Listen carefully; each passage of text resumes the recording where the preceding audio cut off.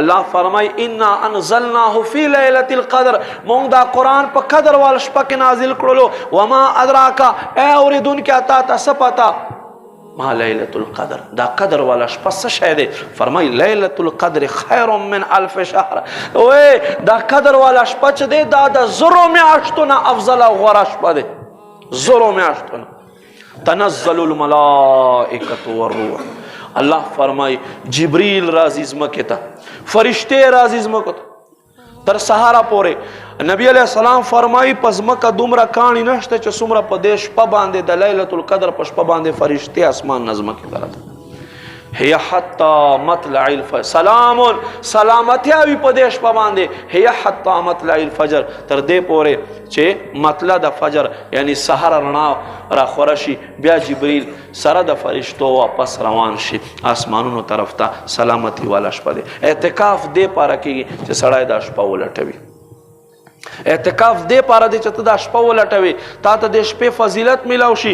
2 رکعاته نفل چې څوک په دې شپه باندې وکړي، الله به ته د شمعون رحمت الله علیه د عبادتونو ثواب عطا فرمایي. چې 2 رکعاته عبادت وکړي. یاد وساتئ، ګورې تراویح پرېږدوئ ما، نوافل پرېږدوئ ما. الحمدلله زمونږ د فیضان مدینه کې هر تا کې شپې ته صلات تسبیح هم ادا کیږي.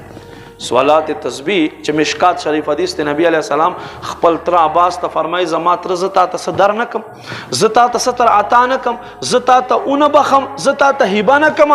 یو عمل دی چې دا عمل ته کوي، کته نه کېدای شي هر ورځ کوا، که هر ورځ نه شي کوي په هفته کې، که په هفته کې نه وي په میاشت کې، که په میاشت کې نه په کال کې، که په کال کې نه اعظم تر عباس په عمر کې خو یو ځل خامخا وکړه. دا داسې عمل دی چې دا د عمل سره به الله رب کریم دیتا گناهونه معاف کړي او دا بستا هر عمل د پاره کفایت وګرځي.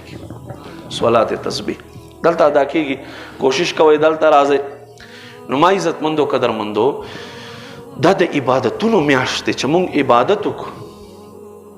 زمونږ درزیان مې څوک داسې ونه چې فلانی درزي په اعتکاف کې ناست. تاسو چېرې اورېدلي فلانی درزي په اعتکاف کې ناست؟ نه به واورئ. وایي یاره سیزن دی. دا زمونږ غلطی دی، دا د عبادت سیزن دی. تا ته په نفلو باندې الله د فرض ثواب درکوي او فرض الله تا ته په 80 فرضو باندې بدلوي.